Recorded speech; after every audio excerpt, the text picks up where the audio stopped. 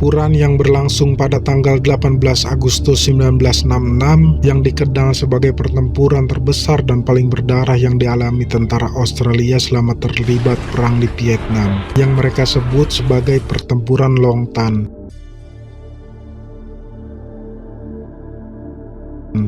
Dan film yang diambil dari kisah nyata ini menceritakan tentara Australia yang kalah jumlah, di mana hanya ada 108 tentara yang menghadapi 2.500 lebih tentara Vietnam Utara, berlokasi di perkebunan karet yang begitu luas di dekat Long Tan, Vietnam Selatan.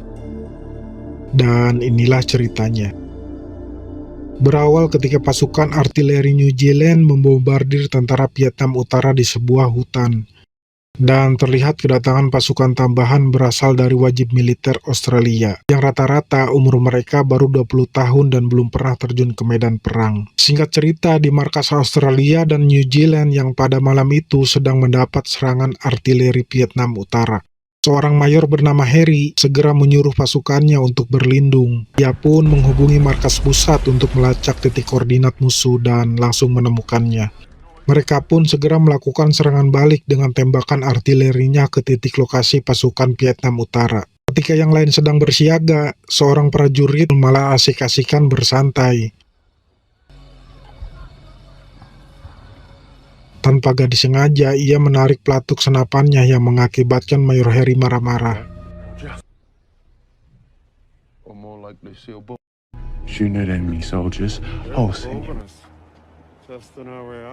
Pagi harinya, Mayor Harry memimpin pasukan Delta yang rata-rata anak muda itu berpatroli menuju wilayah Long Tan.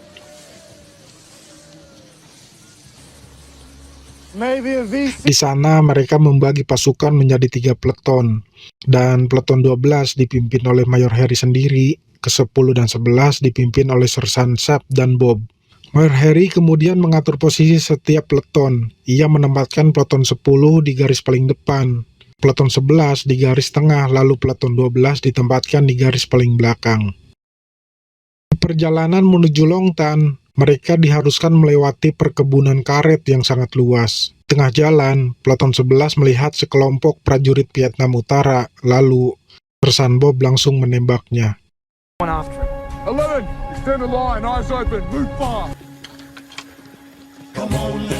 Peleton 11 pun segera maju mengejarnya, namun sepertinya ada keanehan. Di tempat tadi gak terdapat satupun Vietcong.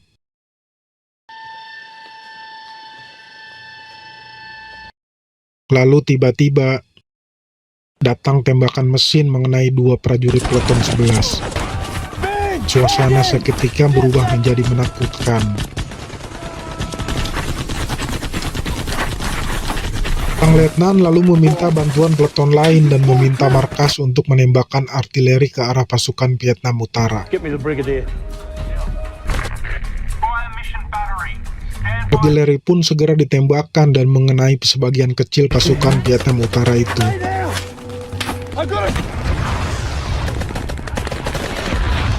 Dan di sisi lain, peleton 10 mulai bergerak ke arah peleton 11, namun mereka juga dihadang pasukan Vietnam Utara yang berjumlah lebih banyak. Kejadian itu membuat radiomen peleton 10 tertembak hingga gak bisa lagi berkomunikasi. Sementara itu, pasukan Harry di peleton 12 memilih untuk gak bergerak maju, karena mereka harus berjaga di jalan menuju markas menahan kemungkinan kedatangan tentara Vietnam Utara. Adegan kembali ke peleton 11 yang terus bertahan dari serangan-serangan pasukan Vietnam Utara yang semakin bertambah banyak.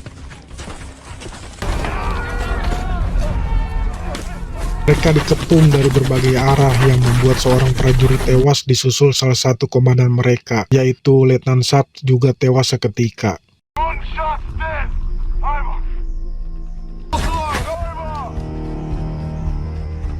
Situ Sersan Bob menghubungi Mayor Harry, lalu diteruskan ke markas pusat bahwa peleton 11 benar-benar terkepung dan kehabisan amunisi. Lalu markas pusat meminta bantuan Amerika untuk mengirimkan pasukan udaranya yang saat itu juga langsung direspon markas Amerika. Namun sayangnya, granat asap untuk memberi tanda kepada pesawat jet Amerika itu gak menyala, membuat para pilot Amerika itu menjatuhkan bom secara asal ke lokasi yang salah. sehingga bantuan itu hanya sia-sia saja. Terlihat Peleton 11 pun semakin terpojokkan oleh kepungan pasukan Vietnam Utara. Sersan Bob yang gak bisa memberi perlawanan lagi, meminta Mayor Harry menembakkan artileri tepat ke lokasi posisinya berada, yang bertujuan untuk melindungi peleton lainnya di belakang. Di Peleton 12 terjadi perdebatan antara Mayor Harry dan seorang anggota yang gak setuju jika artileri ditembakkan ke koordinat Peleton 11, karena sama saja akan membunuh kawan mereka sendiri. Namun Mayor Harry tetap yakin menolak usulan anggotanya itu, dan tetap meminta markas menembakkan artileri ke koordinat lokasi Peleton 11. Artileri pun ditembakkan tepat mengenai pasukan Vietnam Utara dan semua para anggota Peleton 11, sehingga gak ada satupun anggota Peleton 11 yang selamat.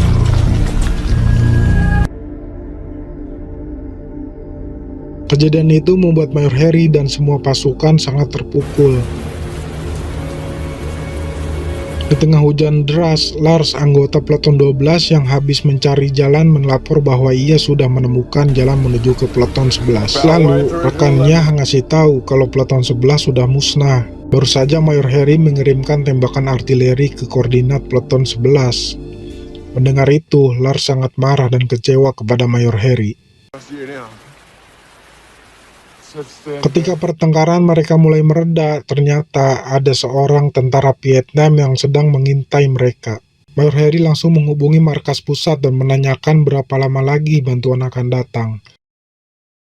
Sang kolonel di markas menjawab gak akan ada bantuan datang karena markas lebih penting dipertahankan. Ia malah menyuruh semua pasukan untuk secepatnya kembali ke markas. Namun sang mayor tetap kekeh sama pendiriannya. Ia akan terus berjuang sampai mati. Mendengar itu, seorang letnan bernama Franklin tersentuh dengan keputusan Harry. Franklin dengan berani membangkang perintah atasannya itu. Ia menyuruh anggotanya menyiapkan 2 pesawat heli untuk mengangkut bantuan senjata ke lokasi Peleton 12. Dan dia sendiri yang memimpin kedua helikopter itu. Saat-saat yang sangat menegangkan terjadi ketika kedua heli itu baru sampai di lokasi.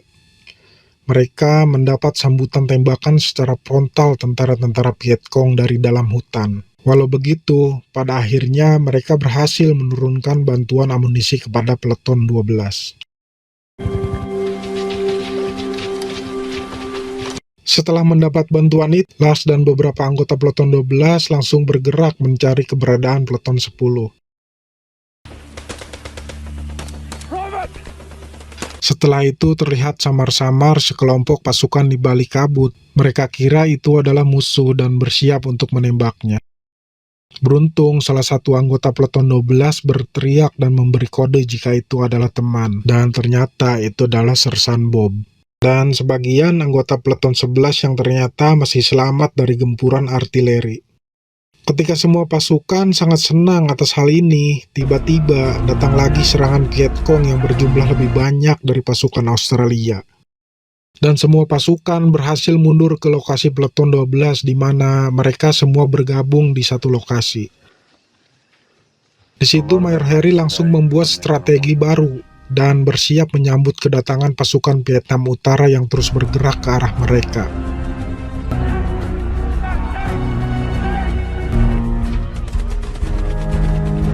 Dan terjadi kembali pertempuran sengit. Ribuan tentara Vietnam Utara yang tidak mengenal rasa takut terus berdatangan menyerang. Di saat berlangsungnya pertempuran, prajurit Lars tewas terkena headshot.